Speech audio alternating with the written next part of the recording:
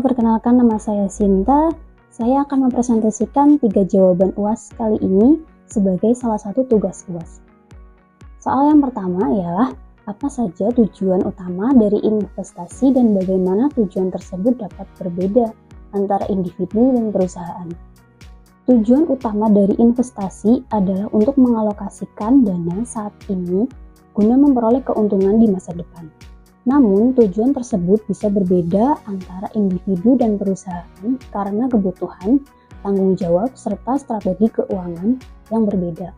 Tujuan utama investasi secara umum ialah menghasilkan keuntungan atau return, menjaga dan meningkatkan nilai kekayaan, mempersiapkan kebutuhan masa depan, diverifikasi resiko. Lalu, tujuan investasi bagi individu ialah keamanan finansial jangka panjang, pencapaian tujuan hidup, pendapatan pasif, spekulasi, atau pertumbuhan kekayaan. Lalu tujuan investasi bagi perusahaan ialah pertumbuhan bisnis, efisiensi operasional, manajemen surplus kas, menjaga daya saing, dan penguatan posisi pasar. Perbedaan kunci antara individu dan perusahaan dilihat dari aspek tujuan utama. Individu, tujuan utamanya adalah kesejahteraan pribadi. Lalu perusahaan, tujuan utamanya yaitu pertumbuhan dan berkelanjutan bisnis. Dari individu, risiko yang diambil umumnya lebih konservatif. Lalu dari perusahaan, risiko yang diambil dapat lebih agresif tergantung strategi. Dari individu, jangka waktunya yaitu ada jangka pendek dan jangka panjang.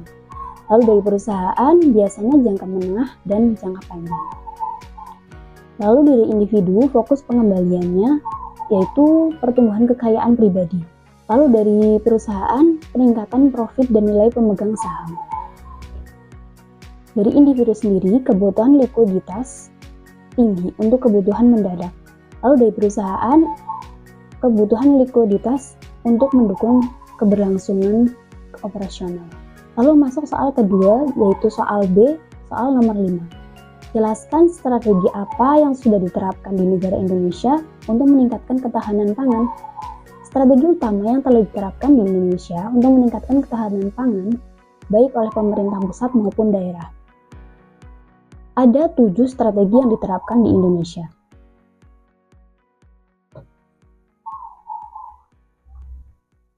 Yang pertama yaitu peningkatan produksi pertanian. Dengan cara membuka lahan baru untuk pertanian seperti program Food Estate di Kalimantan Tengah, Sumatera Utara, dan Papua. Penggunaan benih unggul, pupuk subsidi, mekanisasi, dan irigasi untuk meningkatkan produktivitas lahan yang ada. Lalu, mengembangkan sumber pangan alternatif selain beras seperti sagu, jagung, singkong, dan umbi-umbian. Lalu yang kedua, yaitu stabilisasi harga dan cadangan pangan. Peran Bulog atau Badan Usaha Logistik yaitu sebagai pengelola cadangan beras pemerintah atau CBP untuk menjaga harga dan pasokan beras tetap stabil. Lalu, operasi pasar oleh pemerintah saat harga pangan melonjak, serta subsidi pupuk dan harga pembelian pemerintah atau HPP agar petani tetap mendapat kepastian pasar. Lalu yang ketiga, penguatan infrastruktur dan teknologi. Pembangunan irigasi dan bendungan untuk mendukung sistem pertanian berkelanjutan. Penerapan teknologi seperti pertanian presisi, aplikasi petani pintar, serta sistem pemantauan cuaca dan tanah. Lalu, modernisasi alat dan mesin pertanian untuk efisiensi waktu dan tenaga kerja petani. Lalu yang keempat adalah perlindungan petani dan nelayan. Asuransi petani dan perikanan melindungi petani dari risiko gagal panen atau bencana. Lalu, kartu tani dan KUR atau kredit usaha rakyat yang memberikan akses pembiayaan dan distribusi subsidi yang lebih tepat sasaran. Lalu yang kelima adalah penguatan kelembagaan dan akses pasar. Pembentukan Badan Pangan Nasional atau Bappenas untuk mengkoordinasikan kebijakan pangan nasional secara terpusat. Pemberdayaan koperasi dan kelompok tani agar petani memiliki daya tawar dan akses pasar yang lebih luas.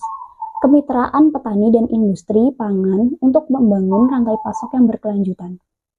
Lalu yang keenam adalah pengurangan ketergantungan impor. Swadaya pangan berupaya menekan impor pangan strategis seperti beras, jagung, gula, dan kedelai. Lalu, pengembangan pangan lokal untuk meningkatkan konsumsi produk dalam negeri dan mendukung ketahanan pangan berbasis kreatif lokal. Lalu yang ketujuh, yaitu mitigasi perubahan iklim. Pertanian ramah lingkungan atau climate smart agriculture, pengelolaan lahan dan air yang adaptif terhadap perubahan iklim.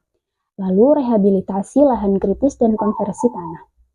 Pada dasarnya, Indonesia menerapkan strategi multisektor dan lintas kementerian untuk memperkuat ketahanan pangan, mulai dari produksi, distribusi, stabilisasi, harga, hingga perlindungan petani. Keberhasilan strategi ini sangat bergantung pada sinergi antar pemerintah swasta dan masyarakat.